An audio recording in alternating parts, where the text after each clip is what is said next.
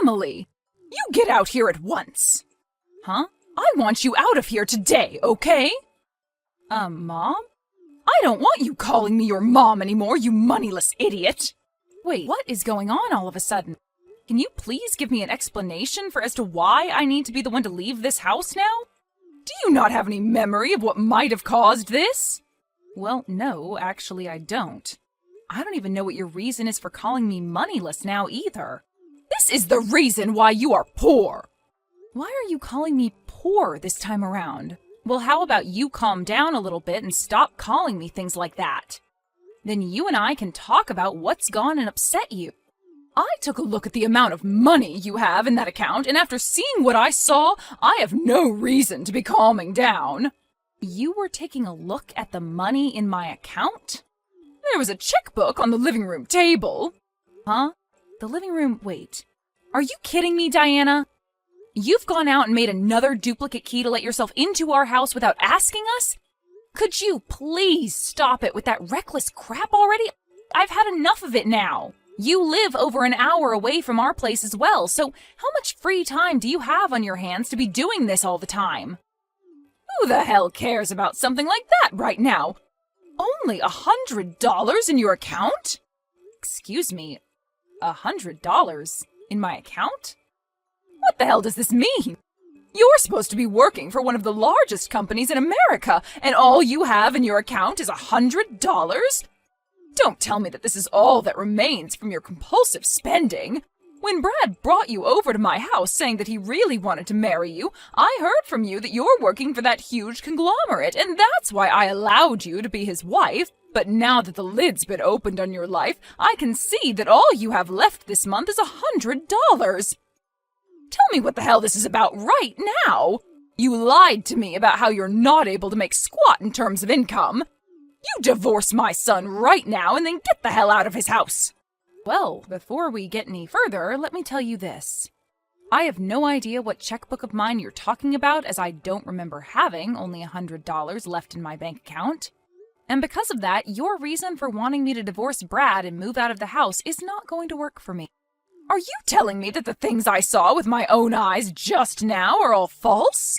I don't ever remember me leaving out a checkbook in the living room either, so that's another reason for me doubting you. But that's not even the main problem here. Ugh! Who the hell do you think you are? Freaking moneyless witch! Low-life whore! Overspending idiot! You have no right saying any of those things about me. I feel so bad for my little boy having been fooled by a witch like you. I'm going to get you both to divorce one way or another. Brad, did your friend's wedding finish up and everything? Yep. Right now we're all taking a break right before the after party begins. What's going on? Your mom has gone ahead and made herself yet another duplicate key for our place. What? I'm sure you were really enjoying yourself, so I'm sorry to have to bring this up now. No worries. I'm actually really happy you're telling me about this right now, so no need to apologize to me. But that last time she broke into our house, we took the key away from her, right? I know that. I even saw you doing that to her. But once again, she's gone and come into our house without our permission. Seriously? How many more times is she gonna make duplicate keys to get into our place? Tell me, what did she do this time while she was there? Did she throw out your cooking again like before, or did she go through the kitchen cabinets and break all the dishes like last month? She found a checkbook in the living room with only $100 in its account. Huh? She said it was sitting on the living room table. Brad, do you know anything about it? Well, yes, I do.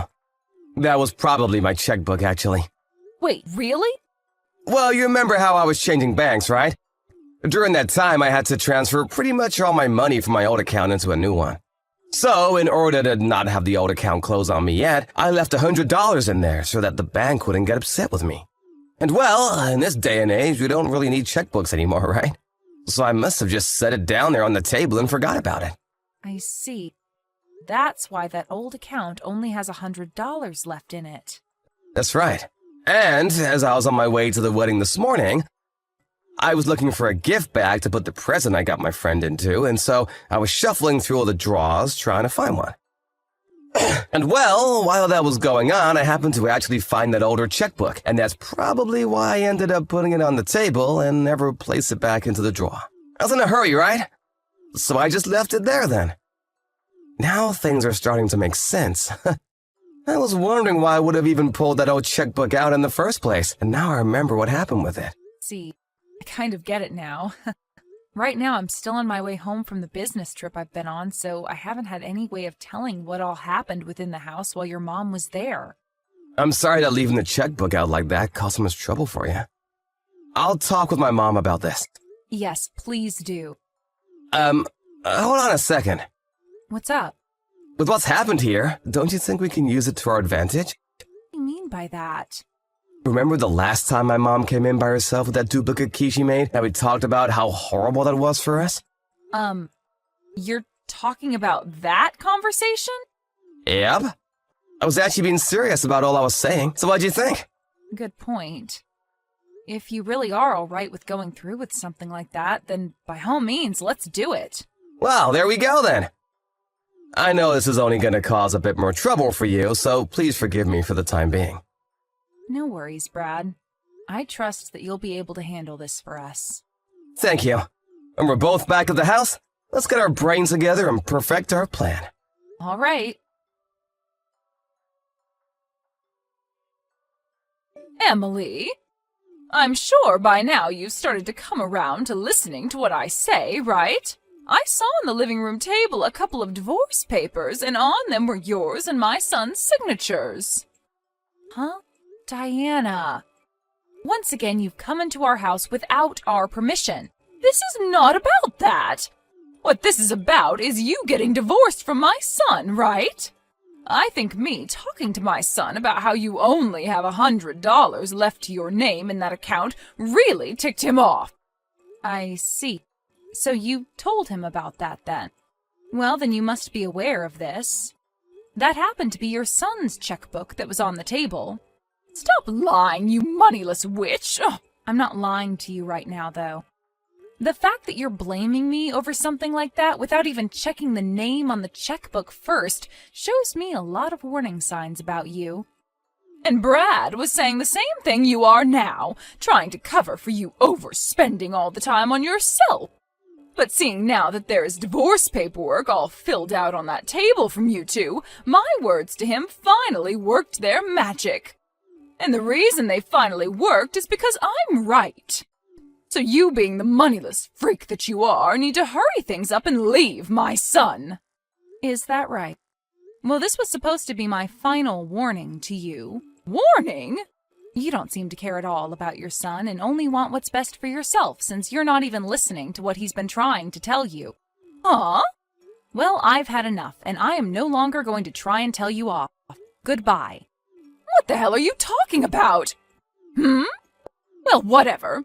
You guys are already getting a divorce now, so I don't give a crap what happens to you after.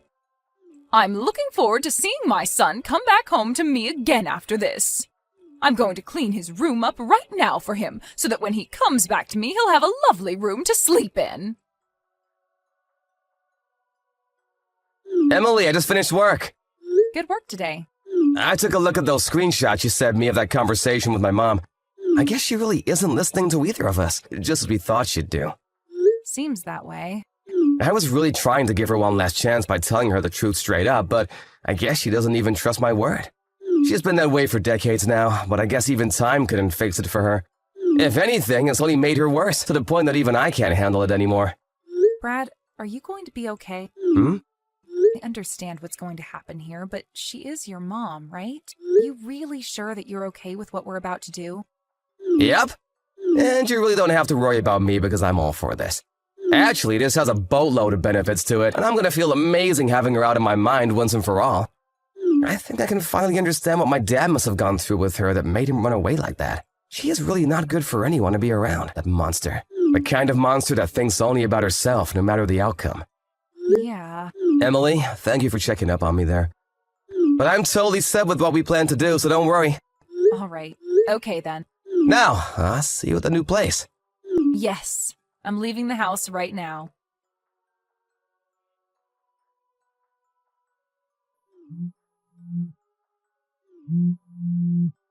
Emily, what the hell is going on here? You were supposed to be leaving my son once and for all with that divorce, but my son has still not come home to me.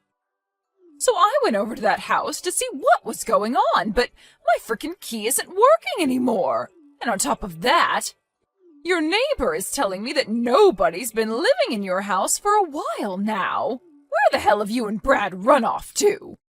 I want my Brad back right now!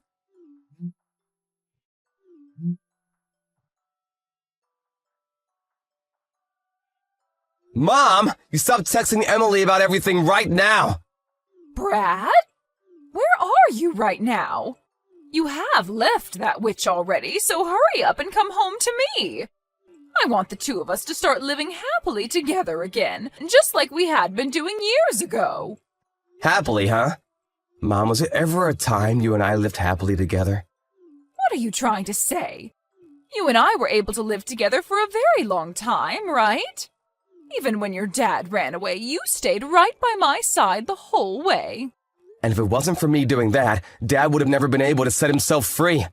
Huh? I know about who I am to you. You forced Dad to impregnate you so that he'd have to marry you, and the baby that you forced happens to be me, right? Huh? Wait, that's, And because of that, Dad, who has been so scared of you the whole time we lived together, was never able to flee. But Dad had a plan, and that was to one day use me as bait to get himself time to leave the house without you ever being around to stop him. And that's why in the end, he was able to get away, and I was left with you, with nowhere to run myself. What did you say? I'm far older now, and all of that is nothing I need to worry about anymore. You don't need to worry about it? I have a wonderful woman by my side now, my wife, and she happens to be someone that I never want to lose, no matter what. What? What are you talking about right now? You already divorced her, and the only woman you need to worry about now is me. We didn't get a divorce. Huh? The divorce papers that you saw on our living room table were all fake. Fake? You were the one that came into our house without permission and started to go off on Emily saying that the checkbook with $100 was hers and that she needed to leave me for good. So, we wanted to see how you treat Emily if we place fake divorce papers down for you to walk in on. We also wanted to see how you react to me trying to tell you the truth about the checkbook, but you never bothered listening to me. And well, we found out in the end how you'd react. Things turned out the way we didn't want them to with you, to the point that all we could do was laugh. Brad? I'm done being your son. What? I like to think of us moving to a new house without ever telling you as a first step, and me not being your family anymore, please. What the hell are you saying to me? Wait, don't tell me that that witch is so upset about me finding out about the $100 she had left that she's forcing you to say all this to me and run away. Don't worry. I'll get you a lawyer and everything, and we can sue her butt. I told you before that the $100 checkbook was mine, right? You should be aware that it was my name printed on the front of that checkbook, right? Well, you totally ignored my name on it and blamed Emily as though she used all of her money up on herself and then asked for her to leave me. But for someone working for that large of a company to use up all her earnings to have only $100 left. I'll tell you one last time. That checkbook with only $100 in it is mine. And I explained to you before what that checkbook was and why it only had $100 in it, right? The fact that you're acting as though I never told you any of this. Do you have any idea how I'm feeling about that? Brad? No. There's no point in trying to talk with you anymore. So we're done here. Huh? This is me cutting ties with you. Wait! Stay the hell away from us forever.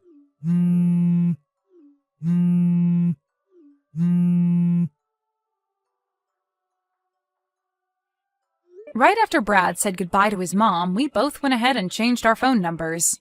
But of course, that wasn't going to be enough for us, and so we went and spoke to the rest of the family and told them that we wanted nothing to do with her anymore, which they all agreed with. And after we felt secure that she wouldn't ever be able to find us, Brad started trying to get in touch with his dad again, who apparently moved to England. There he happened to open a store of his own, which he's running. And when Brad got in touch with him again, his dad asked him to come out there and help with the business. As for myself, I asked my company if I could start working remote from England, and they agreed to my wish, as long as I came back once a year for a planned meeting. A little while after we had moved out of the country, Diana heard from somewhere that her son and his wife had moved overseas. At that point, when she thought she'd never be able to give up, she stopped. I guess the knowledge that she could literally not get to us now without a plane ticket really got into her thick head. She's gone and settled down now and has moved into a retirement home where she's going to live the rest of her life now, since she has nobody left to come and take care of her. Neither Brad nor myself ever saw something like moving to England as ever being a part of our lives, but I think that it's really been the best choice we've made as a couple. I no longer have the fear of ever having to see his mom again, and he finally has been able to reconnect and work with his dad that ran away from him so many years ago. In hindsight, having Diana act as a complete lunatic around us was a blessing, and I hope that she ends up in as good of a place as we're in someday. Thank you for watching and listening. We hope you enjoyed the video. Don't forget to like this video and subscribe. Also, feel free to leave a comment about what you thought of the story. We look forward to seeing you at the next story.